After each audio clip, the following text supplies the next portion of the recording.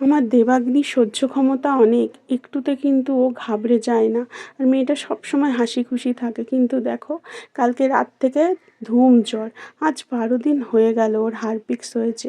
আর 12 দিন ও স্নান করে না, কারণ হারপিক্সে জল লাগানো যাবে না। আর এখন ওই হারপিক্সটা শুকোচ্ছে।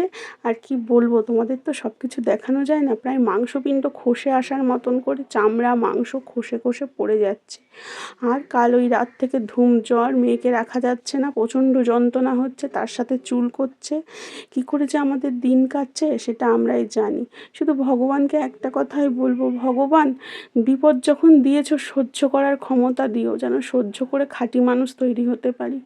আবার মনে মনে প্রশ্ন জাগে, কী এমন পাপ করেছি যে এত কষ্ট দিচ্ছ, এত সহ্য করতে হচ্ছে আমাদের। একটার পর একটা বিপদ হয়েই যাচ্ছে, একটার পর একটা বিপদ।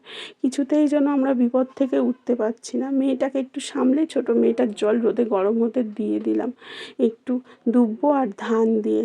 এই প্লাস্টিকের বোতলে দিই, দেবাগ্নির সময় তাই দিতাম, ভালোভাবে গরম হয়ে যায়।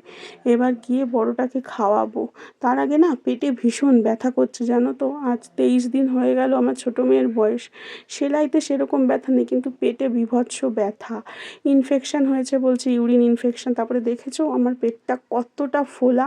পেট কিন্তু একটুও কমেনি, আসলে পেটে প্রচুর ফ্যাট আছে, প্রচুর ফ্যাট।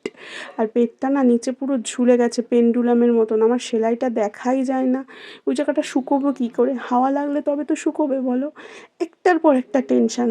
মানুষে কী সুন্দর বাচ্চা হতে যায়, হাসতে খেলতে খেলতে বাচ্চা হয়ে যায়। আর আমার দেখো, বাচ্চা হতে গিয়েও 4-5টা নার্সিংহোম, কল্যাণী হসপিটাল সব ঘুরলাম, যে না কি আমাকে আইসিইউতে দিতে হবে, অবস্থা খুব খারাপ। যাই হোক, আইসিইউতে যাইনি, কার্নিভালে মেয়ে হলো। তারপরে তো তোমরা জানোই, প্রেশার 160/100 থেকে নামেই না। আর ওটি হতে কত সময় লেগেছে।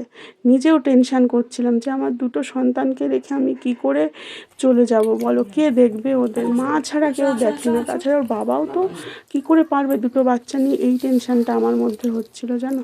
চলো মেয়েটাকে খাইয়ে দিই, ওর বাবা ওকে নিয়ে ডাক্তারখানায় যাবে, দেখিয়ে নিয়ে আসবে। জামাটা পর্যন্ত চেঞ্জ করতে মেয়েটা পারলো না, কারণ ওই যে বললাম না, হারপিক্সের মাংসপিণ্ডগুলো প্রায় গলে গলে গলে পড়ছে। আর মেয়ের চেহারা দেখেছো, এমনিতেই মেয়ে রোগা।